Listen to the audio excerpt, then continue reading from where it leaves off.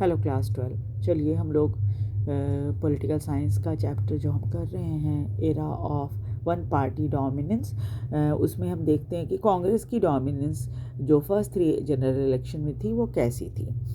मैंने इससे गूगल से सर्च किया तो फर्स्ट का तो दिया हुआ है आपके इसमें, फर्स्ट इलेक्शन का, जनरल इलेक्शन का, जो कि 1952 में हुआ था, 51-52 में, है ना।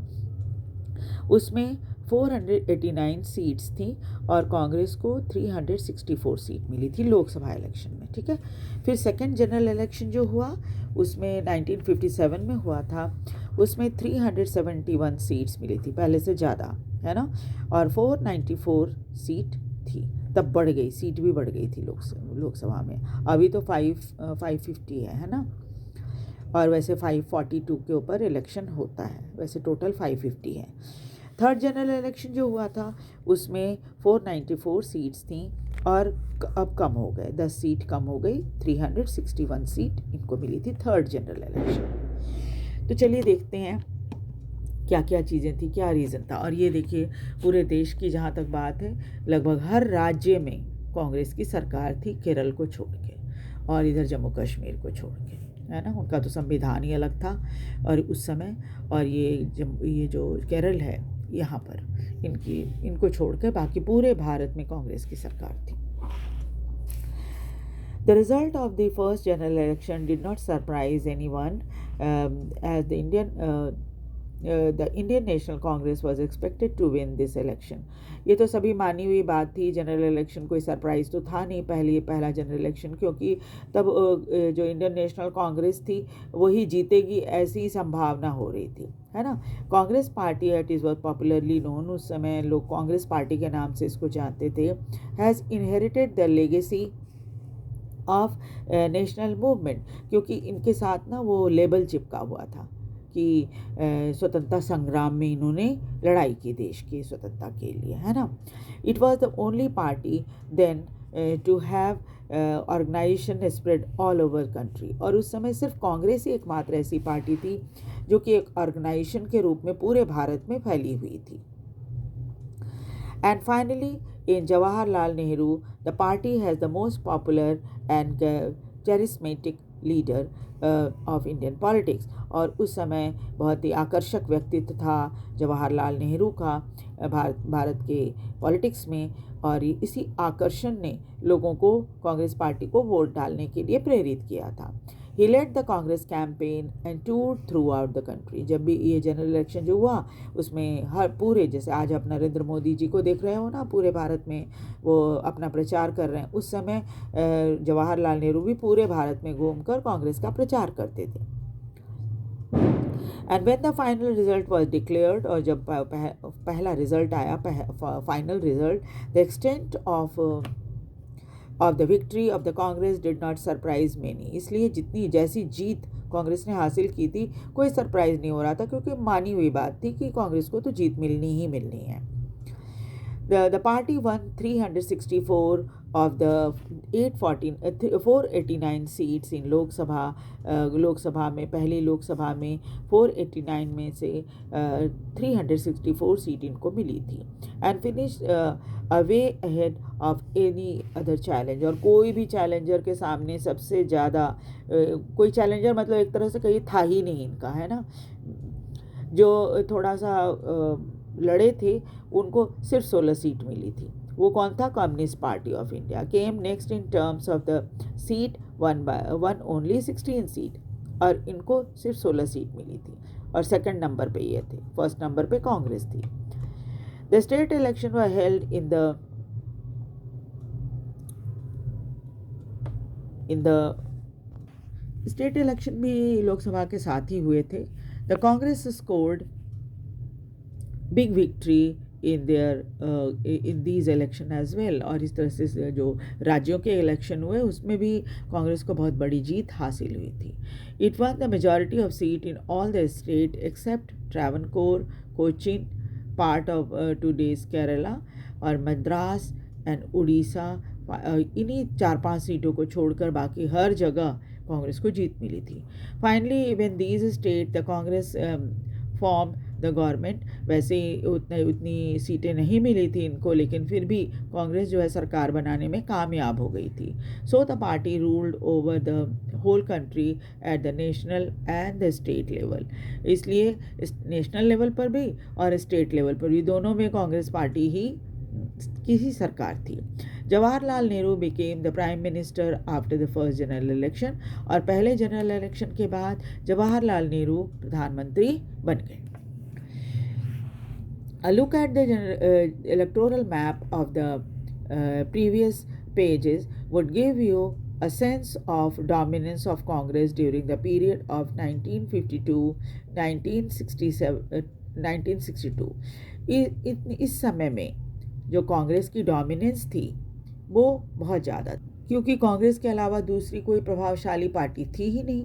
इसलिए पहले जनरल इलेक्शन में 1952 में, फिर 1957 में, फिर 1962 में, तीनों में कांग्रेस को विजय मिल गई। Congress maintain the same position the Lok Sabha by winning 3/4 of the seat. हर बार उसको 3/4 सीट मिल जाती थी। None of the opposition party could win even 1/10 of the number of seat won by Congress. और दूसरी पार्टियों को तो 1/10 सीट भी नहीं मिलती थी। कांग्रेस जितनी सीट जीती थी उसकी 1/10 भी सीट नहीं मिलती थी।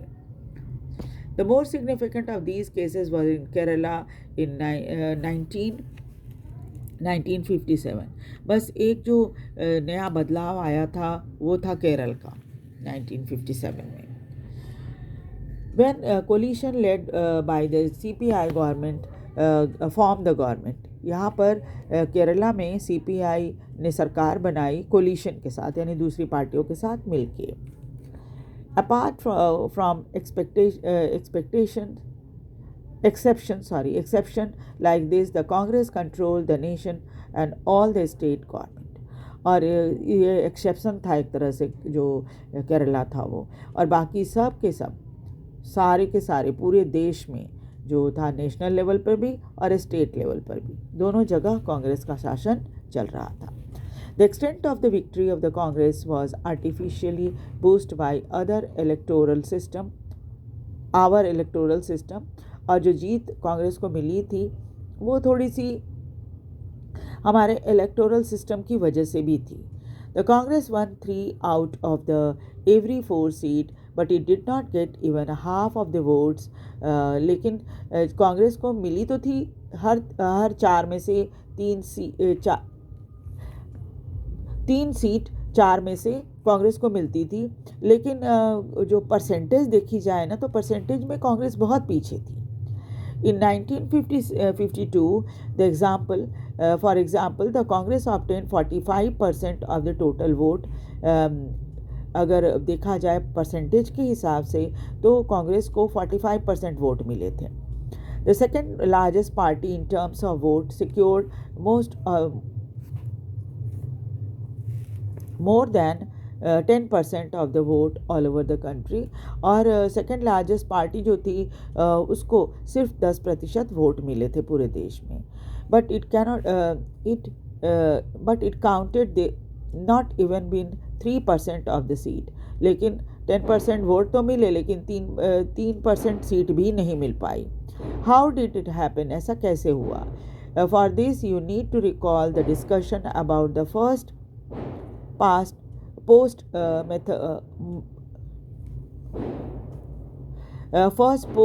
and the post method in your textbook Indian Constitution at work last year। आपको याद होगा पिछले साल आपने पढ़ा था, इसमें थोड़ा सा जो पोस्ट से वोटिंग डाली जाती है उसके बारे में पिछले चैप्टर में आपने पढ़ा होगा। In this system of election that has been adopted in the country, जो ये सिस्टम था जब हमारे देश में लागू हुआ, the party get more votes than the other tend to go much more than its proportional share.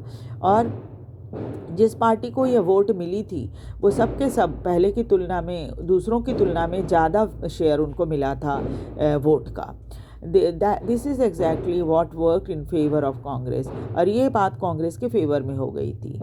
If we add up the votes of all the non-Congress candidate, it was more than the votes of the Congress. और अगर पूरे जो जितने non Congress candidate थे उनकी vote अगर जोड़ दी जाए तो कांग्रेस से ज़्यादा थी. But the non-Congress vote were divided between different tribal parties and the candidate. लेकिन क्या नॉन कांग्रेस वालों की जो वोट थी ना वो बटी हुई थी. ऐसे हमने पहले भी पढ़ा कि कांग्रेस को 45% ही वोट मिले थे, यानी कि 55% वोट जो नॉन कांग्रेस पार्टी थी उनको मिली थी. लेकिन इसके बावजूद भी क्या हुआ कि ये सभी पार्टियां जो थी आपस में लड़ के अलग हो गई थी, जिसकी वजह से कांग्रेस को इसका फ़ायदा मिल गया था. So the Congress was way ahead of the opposition and managed to win. और एक कारण था कि वो अपोजिशन से काफ़ी आगे थी और जीत भी उसको हासिल हो गई थी. यानी कहने का मतलब कि आप देखिए कि पीछे रहने के बावजूद भी है ना कांग्रेस जो है वो अंततः विनर हो गई. सिर्फ इसलिए कि बाकी जो अपोजिशन पार्टी में जो जितने दल थे और अपोजिशन लीडर्स थे वो आपस में लड़ रहे थे, राइवलरी थी उनकी, और यही कारण था कि उसका फ़ायदा कांग्रेस को मिल गया. जबकि जो राइवल पार्टीज़ थी उनको 55% सी वोट थी और इनके पास 45% था, फिर भी वो कांग्रेस जीत गई इसमें. तो ये देखिए कि ये जो नेचर ऑफ कांग्रेस डोमिनेंस, इसको नेक्स्ट क्लास में हम लोग करेंगे. उस समय कांग्रेस का जो सिंबल था ये होता था, है ना, एक जोड़ी बैल. ठीक है. तो और उसके बाद एक एक करके हम सभी पार्टियों के बारे में भी थोड़ा थोड़ा जानेंगे. इंट्रोडक्शन डिटेल में तो नहीं करेंगे, बल्कि इंट्रोडक्शन हर पार्टी का, कब जन्म हुआ, कौन थे उसके संस्थापक थे, इन लोग के बारे में थोड़ा थोड़ा पढ़ लेंगे. कई पार्टियां हैं जिसके बारे में आपके चैप्टर में दिया हुआ है. तो वीडियो को लाइक और सब्सक्राइब ज़रूर कर दीजिए, शेयर भी कीजिए ताकि दूसरे बच्चे भी इसका फ़ायदा उठा सकें और मुझे भी मोटिवेशन मिलता रहे. Thank you very much.